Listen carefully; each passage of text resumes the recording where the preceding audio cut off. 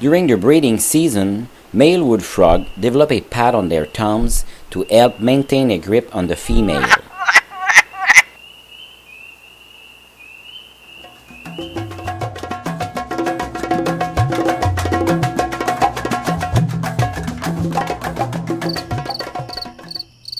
What is this nocturnal animal coming down from the tree?